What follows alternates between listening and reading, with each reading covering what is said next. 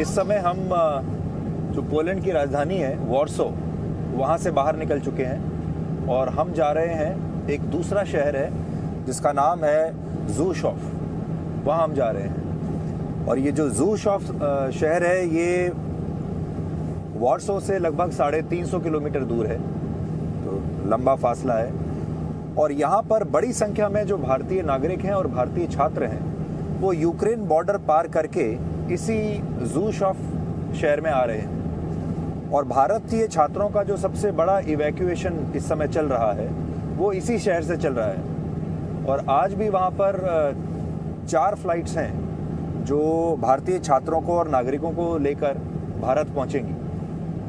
तो इस समय हम वहीं जा रहे हैं। जितने भी भारतीयों से हम अभी तक मिले हैं, हम वॉर्सो में भी बहुत सारे भारतीय लोगों से मिले, ख़ासतौर पर छात्रों से मिले। एक बात समझ में आई, एक तो हमारी जो इंडियन कम्युनिटी है उसने इन छात्रों की बहुत मदद की है।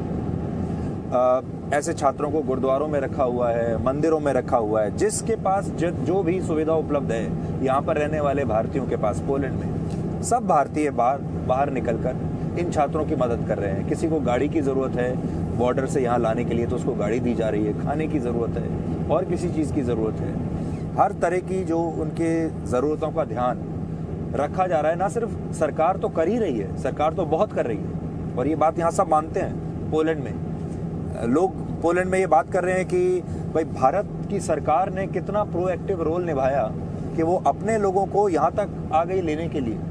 और ना सिर्फ आ गई बल्कि उन्होंने अपने 4 कैबिनेट मिनिस्टर्स को भी यहाँ तक भेजा है। जिससे भी मिले सबने कहा अपनी मातृभूमि और अपना देश क्या होता है ये उन्होंने इस बार इसका अनुभव किया और देखा और ये जाना कि अपने देश से बड़ा, अपनी मातृभूमि से बड़ा कुछ नहीं होता। परदेश में जब जाते हैं तो कैसी परेशानियां भुगतनी पड़ती हैं और आखिर में अपने ही लोग हमें बचाने के लिए आते हैं। जो लोग गुरुद्वारों में और मंदिरों में शरण लेकर बैठे थे वो सब ऐसे थे जिन्होंने कहा कि हमने तो भगवान के भरोसे सब छोड़ दिया था, कि अब भगवान ही तय करेंगे कि क्या होगा। तो भगवान को भी ऐसे मुश्किल क्षण में याद तो करते ही हैं, लेकिन भगवान को जब आप याद करते हैं, चाहे आपका भगवान कोई भी है, वो आपको एक उम्मीद देता है, उम्मीद की किरण देता है, बहादुरी देता है कि आप ऐसे अनुभवों से बाहर निकल सकें। और अगर मैं आपको पोलैंड के बारे में यहाँ पर बताऊं तो पोलैंड में हमने बहुत सारे लोगों से बात की। पोलैंड में एक बेचैनी है। पोलैंड के लोग दिल से यूक्रेन के साथ हैं, रशिया के साथ नहीं है। जो बहुत पढ़े लिखे लोग हैं, जो समझते हैं इतिहास को, उनमें से कुछ लोग ऐसे हैं कि जो समझ रहे हैं कि व्लादिमीर पुतिन क्या करना चाहते हैं, जो कि सोवियत संघ के इतिहास से भी अपने आप को जिन्होंने पढ़ा है। लेकिन ज़्यादातर लोग यूक्रेन की तरफ हैं।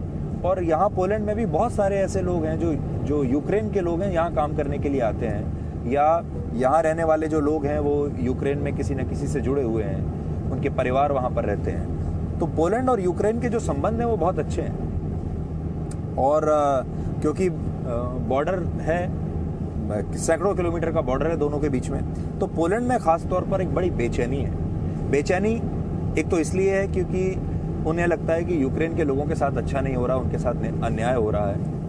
और इसीलिए आपने देखा होगा कि यूक्रेन से सबसे ज़्यादा लोग अगर किसी देश में जा रहे हैं, वहाँ के लोकल लोग, वो पोलैंड में आ रहे हैं। लगभग 5 लाख लोग पोलैंड में ऑलरेडी आ चुके हैं। किसी और देश की बजाय वो पोलैंड आना पसंद कर रहे हैं क्योंकि दोनों देशों के बीच में संबंध बहुत अच्छे हैं। दूसरी बात यहाँ पर यह है कि पोलैंड के लोगों को इस बात की भी आशंका लगातार रहती है, क्योंकि इनका बॉर्डर रशिया से भी लगता हुआ है, कि अगर ये वॉर आगे बढ़ा तो ना सिर्फ शरणार्थी यूक्रेन से आ रहे हैं, बल्कि उस युद्ध की जो आग है उसकी लपटें भी इस देश तक आने लगेंगी और इस देश पर भी उसका बहुत बुरा असर पड़ेगा।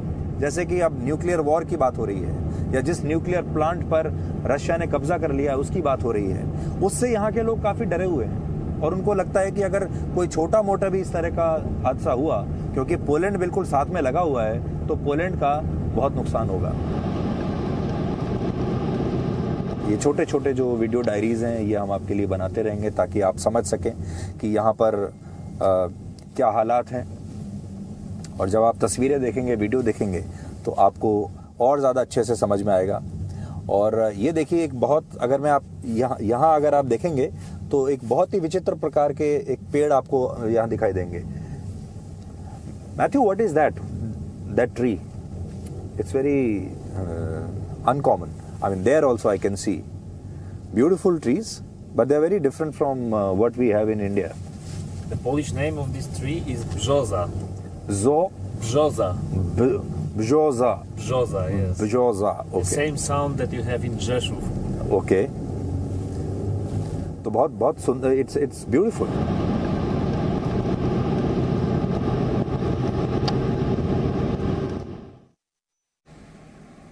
एक राष्ट्र के तौर पर भारत की ताकत का अंदाज़ा आज आप इस बात से लगा सकते हैं कि यूक्रेन के खार्किव में और सुमी जैसे इलाकों से भारतीय छात्रों और दूसरे विदेशी नागरिकों को इवैक्यूएट करने के लिए रशिया ने 130 बसों की व्यवस्था की है, जो रशिया के बेलग्राड इलाके से 2 चेक पॉइंट्स पर खड़ी हुई हैं। रशिया के नेशनल डिफेंस कंट्रोल सेंटर के प्रमुख ने यह बताया है कि इन सभी बसों से भारतीय छात्रों को रशिया के बेलग्राद इलाके में लाया जाएगा और फिर इन छात्रों की भारत सरकार के ऑपरेशन गंगा के तहत भारत में वापसी कराई जाएगी। ये एक बहुत बड़ी बात है जब रशिया की सरकार और रशिया की सेना ने ये कहा है कि वो अपनी 130 बसें खुद वहाँ पर लगा देंगे उन इलाकों में, और वहाँ से वो भारत के स्टूडेंट्स को इवैक्यूएट करेंगे और फिर उन्हें भारत भेजने की व्यवस्था करेंगे। इससे आपको ये पता चलेगा कि रशिया जो है वो भारत के छात्रों के लिए आउट ऑफ द वे जाकर एक फेवर कर रहा है और वो सुनिश्चित कर रहा है कि कोई भी भारतीय छात्र कम से कम युद्ध क्षेत्र में फंसा हुआ ना रह जाए। ये भारत के छात्रों के लिए भी एक बहुत बड़ी राहत की खबर है। आज एक और काम की खबर है। आज भारत के रक्षा मंत्रालय ने युद्ध क्षेत्र में फंसे भारतीय छात्रों के लिए कुछ गाइडलाइंस बनाई हैं, यानी युद्ध क्षेत्र में फंसे भारतीय छात्रों को क्या करना चाहिए, क्या नहीं करना चाहिए, इसके बारे में जानकारी दी है, जो कि ऐसे तमाम लोगों को नोट करनी चाहिए। इसमें भारतीय छात्रों से कहा गया है कि वो रशियन भाषा में 2-3 बातें बोलना जरूर सीख लें, जैसे वो भारतीय हैं, वो युद्ध में शामिल नहीं हैं और हमारी मदद कीजिए। ये बातें अगर भारतीय छात्र रशियन भाषा में रशिया के सैनिकों से कहेंगे तो रशिया के सैनिक उन्हें कोई नुकसान नहीं पहुंचाएंगे। छात्रों को क्या नहीं करना है इसमें यह भी लिखा है, जैसे अपने बंकर से बाहर नहीं निकलना है, भीड़ भाड़ वाले इलाकों से उन्हें दूर रहना है, ये उनके लिए है जो अभी भी वहाँ फंसे हुए हैं। विरोध प्रदर्शन और विद्रोही गुटों में शामिल नहीं होने की सलाह उन्हें दी गई है। सोशल मीडिया पर किसी का भी पक्ष लेने से बचने के लिए कहा गया है कि सोशल मीडिया पर इस तरह की कोई बात ना करें। सड़क पर पड़ा हुआ कोई हथियार या कोई विस्फोटक बिल्कुल उन्हें छूना नहीं चाहिए, ये भी उनसे कहा गया है। और जहां सैनिकों की तैनाती है वहां तस्वीर खींचना और युद्ध के वीडियोस नहीं बनाने की सलाह दी गई है। इसके अलावा सायरन बजने पर बंकर में रहने के लिए उनसे कहा गया है, जैसे ही सायरन बजे अपने बंकर में पहुंच जाइए। क्या करना है अब आपको ये बताते हैं। ज्यादा बड़े ग्रुप्स में ना रहकर छात्रों को छोटे छोटे ग्रुप्स में रहने के लिए कहा गया है। छोटे ग्रुप्स बनाइए, उसमें रहिए। व्हाट्सएप ग्रुप बनाकर उस पर अपना नाम, पता और दूसरी जानकारी शेयर करनी चाहिए इन छात्रों को जो अभी भी वहां से निकल नहीं पाए हैं। हर 8 घंटे में अपनी लोकेशन की जानकारी दूसरों को देनी चाहिए। भारत सरकार ने जो हेल्पलाइन नंबर जारी किए हैं उन पर बात जरूर करते रहें और बताते रहें कि उनके हालात क्या हैं। और अगर कोई छात्र कर्फ्यू वाले इलाके में फंसा है तो उसे बंकर के अलावा कहीं और शरण नहीं लेनी चाहिए। ज़ेशुफ में ये वो कैंप है, ये वो जगह है जहाँ पर हमारे सारे जो भारतीय छात्र हैं, हमारे जो बच्चे हैं, सब उनको यहाँ रखा गया है। और ये सब आप जैसे आप देख रहे हैं सब अब तैयार हैं बस में बैठकर जाने के लिए। सबकी पैकिंग हो चुकी है and finally they are all going home. तो कैसा लग रहा है आप लोगों को घर जाते हुए? हाँ? How is the Josh? How is the Josh? How is the Josh? अब तो आप घर जा रहे हो तो जोश हाई होना चाहिए। बट आप लोगों ने सोचा था आप सही सलामत जा पाओगे या ऐसा लग रहा था कि अब नहीं पहुंच पाओगे? हाँ, अब तो खार्किव में तो सबसे ज्यादा लड़ाई हो रही है। हाँ, वही तो, इसीलिए तो हमें मतलब लग रहा था कि कब आएंगे। सिचुएशन बहुत वर्स्ट हो रहा है डे बाय डे एंड तो बहुत डर लग रहा था वहाँ पे। हर 5 मिनट्स में बॉम्ब का साउंड सुनाई दे रहा था वहाँ पे, तो बहुत मुश्किल था वहाँ। हम लोग तो पूरा विश्वास था कि हमारे यशस्वी प्रधानमंत्री नरेंद्र मोदी जी की अगुवाई में हम इंडिया सलामत पहुंचेंगे और डरने की कोई ज़रूरत नहीं है। बहुत खुश हैं हम, काफ़ी उसके एक्साइटेड बाद जो आपको इवैक्यूएशन के लिए आपके लिए इंतजाम किया गया वो सब अच्छा था? बहुत अच्छा। We are very thankful for that. We are very thankful कि मीडिया ने हमें इतना हेल्प किया कि हमारा अपील पहुंचा है इंडियन गवर्नमेंट तक, वो हम बहुत थैंकफुल है। गाइड किया कैसे, कहाँ, किधर से कैसे जाना है, उसके लिए बहुत अच्छे से। बेस्ट कुछ हो ही नहीं सकता। Okay, very good. और ये और धीरे धीरे देखिए और जो छात्र हैं ये सब आते जा रहे हैं और स्टार्टिंग में हम लोग को हाँ, लगता था कि कैसे जाएंगे बमबार्डिंग के दौरान, क्योंकि हम लोग ऑलमोस्ट वॉर के 6 दिन गुजारे वहाँ पे खार्किव में।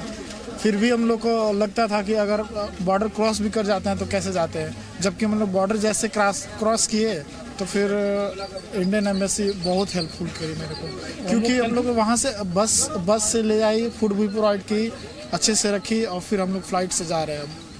हम लोग तो फुल कॉन्फिडेंस, कोई हम दिक्कत लोग बहुत नहीं अच्छा से पहुंचेंगे। और अच्छा। यहाँ आने के बाद जो व्यवस्था हम लोग के लिए किया गया वो काफ़ी बेहतरीन था। इससे अच्छा व्यवस्था कुछ नहीं हो सकता है। फिर भी कुछ लोग शिकायत कर रहे हैं। नहीं, शिकायत करने की कोई जगह यहाँ पर कोई पार्टी पॉलिटिक्स नहीं होनी चाहिए, क्योंकि हम लोग हमारे देश की बात है यहाँ पर, और मोदी जी वर्ल्ड के सबसे टॉप लीडर में से आते हैं और बहुत अच्छा लगा उनके अंडर में हम लोग को जो व्यवस्था मिला, काफ़ी खुश हैं हम, और आगे भी हम लोग के लिए सोचते रहे। इससे you want to say something? कहाँ पढ़ते थे आप? केरला। मैं खार्किव में। You are from Kerala and you are in Kharkiv. Yeah, So how did you manage to come here? we don't know. It was so difficult situation there. Oh my God, we can't say that. We were in bunkers for 6 days. It was so difficult. After that, after all the struggle, we just came to get here, and we are so happy for that. Thank you so much. Very good, very good. And I'm sure your parents will be very happy. They are very, very happy for that. You want to say something to your parents? They will be watching. Amma acha na vera but thank you. What does that mean? I am coming home. Okay, So I'm good. calling my mom and dad. I'm coming home. Very good, very good. Have a happy and safe journey. Thank you. Thank you, thank you, thank you. Presenting B News app, available on Google Play and App Store. Download it now.